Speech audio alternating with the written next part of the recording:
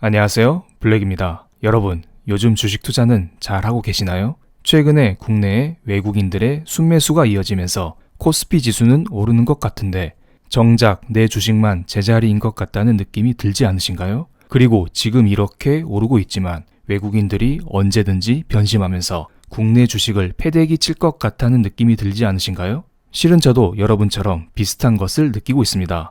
이놈들이 한두 번 이어야지 말이죠. 매번 한국 주식을 매수하는 척 하다가 패대기치고 코스피 3200포인트를 돌파하는 척 하다가 패대기치고 코스피가 박스권을 유지하는 일명 박스피 장세라고 하죠. 올해 들어 박스피 현상이 조금씩 보이고 있습니다. 그래서 이번 영상에서는 최근 박스피가 이어지고 있는 이유와 이런 장세에서는 어떤 투자를 해야 하는지 하나씩 살펴보는 시간을 갖겠습니다. 그 전에 최근에 나온 악재 몇 가지를 정리드리면서 이것들을 한국 주식과 연결시켜서 설명을 드리겠습니다. 먼저 미국으로 넘어가 보겠습니다. 파란색이 미국의 소비자 물가 지수 상승률이고 검은색이 미국의 10년물 국채 금리 차트입니다.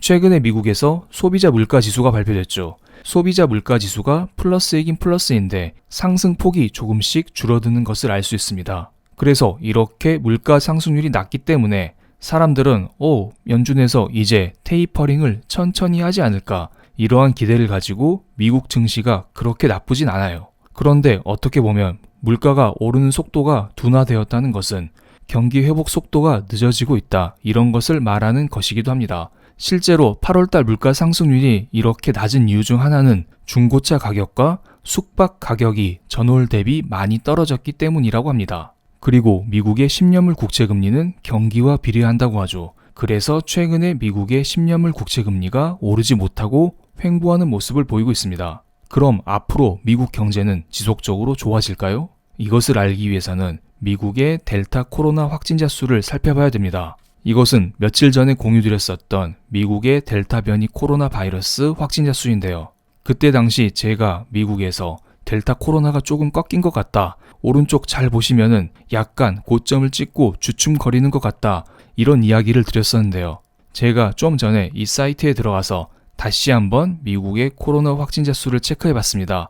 그랬더니 충격적인 결과가 나왔네요. 바로 이런 식으로 감소하는 척하던 미국의 코로나 확진자 수는 다시 늘어나고 있습니다. 델타 징글징글합니다. 이런 것을 감안했을 때에는 9월 달에도 미국의 경제 지표가 쉽사리 회복되기에는 어려워 보입니다. 그럼 우리는 믿을 게 뭐가 있나요? 바로 미국이 아니라 중국을 조금 살펴봐야겠죠. 그런데 중국도 요즘 심상치가 않습니다.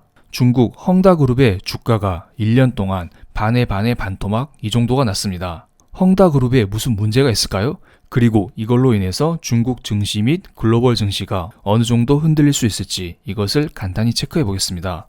헝다그룹은 1997년 부동산으로 사업을 시작해서 지금은 금융, 헬스케어, 여행, 스포츠, 전기차 여러 가지 사업을 동시다발적으로 운영하고 있습니다. 그런데 사업을 너무 문어발처럼 확장하면서 헝다그룹의 부채는 작년 말 기준으로 350조 원이라고 합니다. 그래서 지금 이 부채를 상환하지 못해서 채무 불이행에 빠질 가능성이 크다고 합니다. 이러한 우려감에 대해서 헝다그룹은 9월 13일 긴급 성명서를 내고 최근 퍼지고 있는 파산설이 전혀 사실이 아니라고 주장했습니다.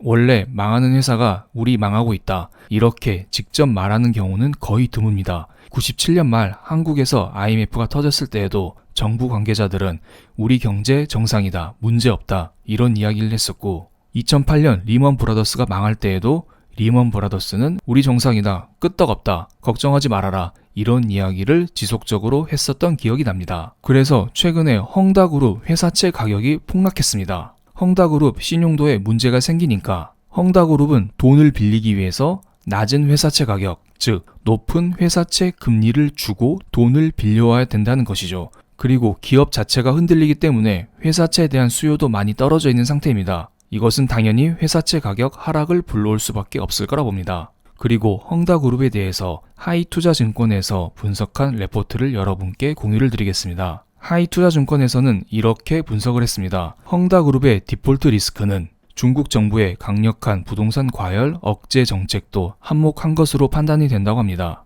최근에 한국뿐만 아니라 중국 부동산 역시 급등하고 있습니다. 그래서 시진핑은 이것을 잡고자 하죠. 특히 최근에 시진핑은 공동 부유를 외치면서 빅테크 기업들을 지속적으로 규제하고 있습니다. 그럼 당연히 헝다그룹도 규제할 것으로 보이고요. 그래서 이번에 중국 정부가 헝다그룹의 유동성 지원을 통해 구제에 나서기보다는 파산을 용인할 가능성이 커지고 있다고 합니다. 그런데 헝다그룹의 디폴트가 현실화되면 어라? 오타가 좀 많네요. 이분께서 너무 급하게 레포트를 쓰신 것 같습니다. 어쨌든 다시 읽어보겠습니다. 헝다그룹의 디폴트가 현실화되면 중국 부채 리스크에 대한 우려가 고개를 들 수 있지만 헝다그룹 디폴트가 금융시장 시스템 리스크로는 확산되지 않을 것으로 예상이 된다고 합니다. 왜냐하면 중국 정부가 헝다에 대한 유동성 지원을 하지 않고 디폴트를 용인하려는 배경에는 헝다그룹의 부실을 금융권이 어느 정도 수용할 수 있을 것이라는 판단이 섰기 때문으로 여겨진다고 하네요. 그래서 달러 대비 위안화 환율을 체크해봤습니다. 최근 들어 달러 강세가 지속적으로 나타나고 있지만 중국 위안화 환율은 달러 강세 대비 더 강한 강세를 보이고 있습니다. 만약에 헝다그룹 리스크로 중국 금융 시스템이 전반적으로 흔들리고 있는 상황이라면 지금의 위안화 환율이 이렇게 안정적으로 유지가 될 수 있을까요? 진짜 이게 큰 악재였다면 중국 위안화 환율은 6.7, 6.8 이런 식으로 급등했을 가능성이 클 거라 봅니다. 즉, 외환시장에서는 지금 헝다그룹 리스크에 크게 반응을 하고 있지 않습니다. 좀 전의 리포트를 조금만 더 읽어보겠습니다. 그러나 빅테크 규제에 이은 중국 부동산 시장의 냉각이 가뜩이나 불안한 중국 경기에는 부정적인 영향을 미칠 가능성은 높다고 합니다. 그래서 이러한 악재는 중국 경기와 금융시장 불안을 심화시킬 수는 있다고 합니다. 즉, 경제 위기급은 아니지만 증시의 불안감은 충분히 유도시킬 수 있다. 이러한 의견을 오타까지 내가면서 급하게 썼던 것으로 생각이 됩니다. 최근에 중국발 경기 둔화가 심각한 상태입니다. 파란색 막대는 중국의 생산자 물가지수인데요. 중국의 생산자 물가지수가 지속적으로 상승하고 있습니다. 이것은 앞으로 중국의 경기 회복 속도를 늦출 가능성이 크고요.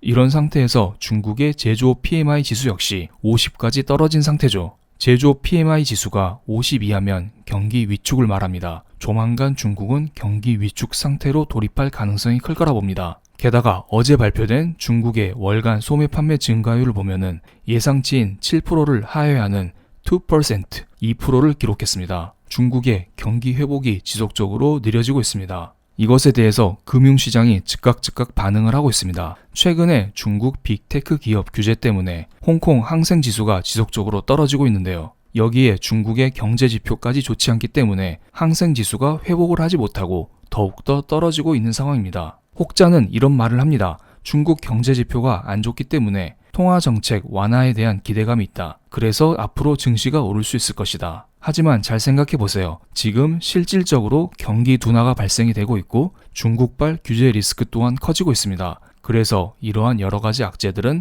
중국 상해지수, 홍콩 항생지수를 억누르고 있는 것으로 보입니다. 그리고 최근에 한국 수출이 잘 나가죠. 한국 수출 넘버원은 중국 대상으로 하고 있습니다. 대표적으로 반도체를 중국에 수출하고 중국은 그것을 완제품으로 조립해서 미국 등으로 수출을 하고 있는 상태입니다. 즉, 한국은 중국 경제에 큰 영향을 받고 있다는 것입니다. 그래서 최근에 코스피 지수 차트를 보겠습니다. 그렇게 좋지만 않습니다. 하지만 요 며칠 들어 3거래일 동안 반등하는 모습을 보이고 있습니다. 코스피 수급을 체크해보면은 최근 9월 13, 14, 15일 3거래일 동안 외국인이 지속적으로 들어오고 있습니다.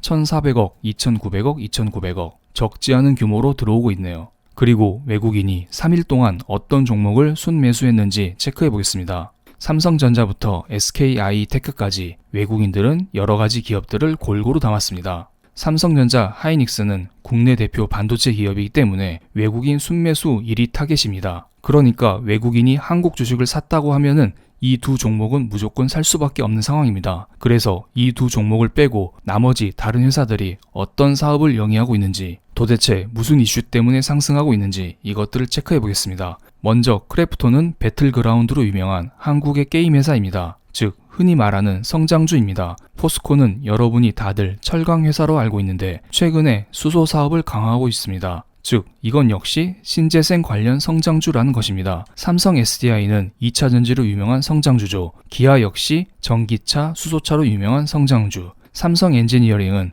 해외 건설로 유명하지만 어제 탄소 포집 관련 유망하다는 레포트가 나오면서 외국인들이 대량 들어와 버렸습니다. 즉 삼성 엔지니어링도 이제 경기 민감주에서 성장주로 조금씩 변신하고 있습니다. SK바이오사이언스 역시 대표적인 바이오 기업 성장주이고 SK이노베이션 역시 2차전지 사업을 영위하는 성장주, 현대차 역시 전기차, 수소차 사업을 영위하는 성장주, 삼성바이오로직스 역시 CMO 사업을 영위하고 있는 성장주, SKI테크 역시 분리막 사업을 하고 있는 2차전지 관련 성장주, 여기 있는 회사들이 모두 성장주입니다. 그리고 정확히 말씀드리면 포스코, 기아, 삼성 엔지니어링, 현대차 이런 종목들은 경기 민감주라고 할 수가 있죠.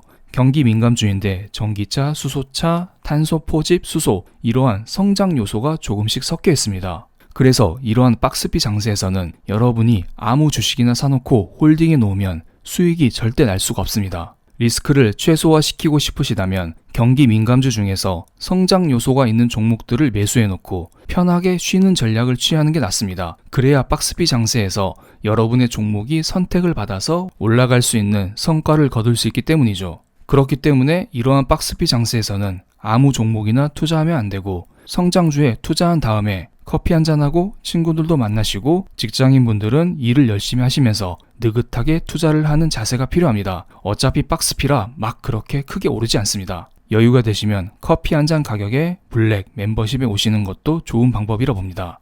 여러분의 투자 나침판, 마음의 안식처가 되어드리겠습니다. 그럼 오늘 영상 여기에서 마치겠습니다. 감사합니다.